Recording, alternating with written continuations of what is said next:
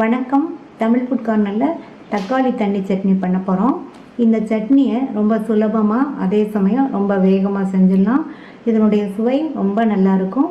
இட்லி, தோசை, ஊத்தப்பத்துக்கெல்லாம் ரொம்ப சுவையாக இருக்கும். இப்போ எப்படி பண்ணுறதுன்னு பார்க்கலாம். இது வரைக்கும் தமிழ் ஃபுட் கார்னர் சேனலை சப்ஸ்கிரைப் பண்ணாதவங்க சப்ஸ்கிரைப் பண்ணிக்கோங்க. தக்காளி தண்ணி சட்னி பண்ணுறதுக்கு இந்த பேனில் 1 டேபிள் ஸ்பூன் எண்ணெய் சூடாயிடுச்சு. அதில் 7 காஞ்ச மிளகாய் சேர்க்குறேன். மிதமான தீயில வச்சு இந்த காஞ்ச மிளகாயை கரிகிராம வறுத்துக்கணும்.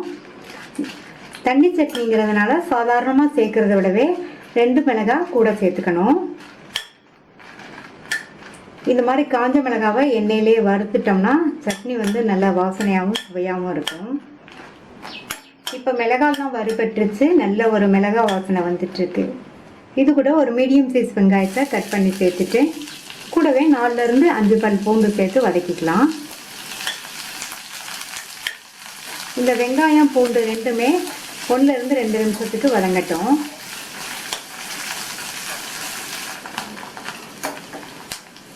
வெங்காயம் பூண்டு வதங்கிடுச்சு. இது கூட 4 மீடியம் சைஸ் தக்காளியை இந்த மாதிரி நீல வாக்கில் கட் பண்ணி சேர்த்துக்கோங்க.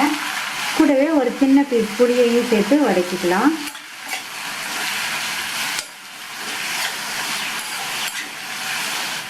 வதங்கிட்டு இருக்கும்போது சட்னிக்கு தேவையான அளவு உப்பையும் சேர்த்து வதக்கிக்கங்க.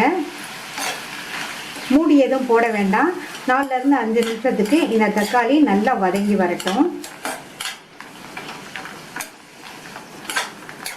மிளகாய், வெங்காயம், பூண்டு வதங்கும் போது ஸ்டவ் சிம்மிலே இருந்தது. தக்காளி சேர்த்ததுக்கு அப்புறமா ஸ்டவ்வோட தீயை கொஞ்சம் கூட்டி வச்சுக்கோங்க.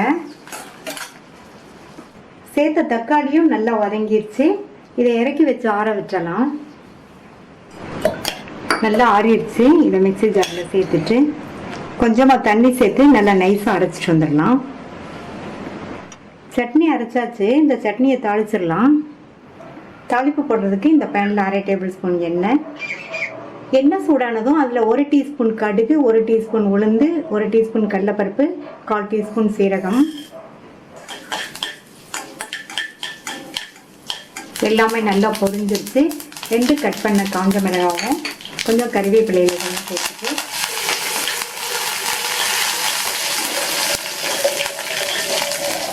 வதக்கி விட்டுட்டு ஸ்டவ்வோட தீயை குறைச்சிட்டு நம்ம அரைச்ச சட்னியை இதில் சேர்த்துடலாம்.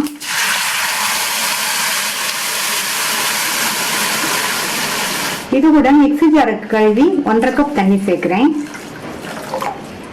தண்ணி சேர்த்துக்கிறதுனால இன்னும் கொஞ்சம் சால்ட் சேர்த்துக்கலாம். டேபிள் சால்ட் சேர்க்குறேன். உப்பு சேர்த்துட்டு நல்லா மிக்ஸ் பண்ணி விட்டுட்டு ஸ்டவ்வோட தீயை கூட்டி வச்சிருங்க. இந்த சட்னி லேசாக கொதிச்சு வரட்டும். சட்னி லைட்டாக கொதிக்க ஆரம்பிச்சிருச்சு. ஸ்டவ் ஆஃப் பண்ணிடுங்க. அவ்வளவுதான். ரொம்ப ரொம்ப டேஸ்டான தக்காளி தண்ணி சட்னி ரெடி ஆயிடுச்சு. ட்ரை பண்ணி பார்த்துட்டு உங்கள் கமெண்ட்ஸை சொல்லுங்கள். தேங்க்யூ.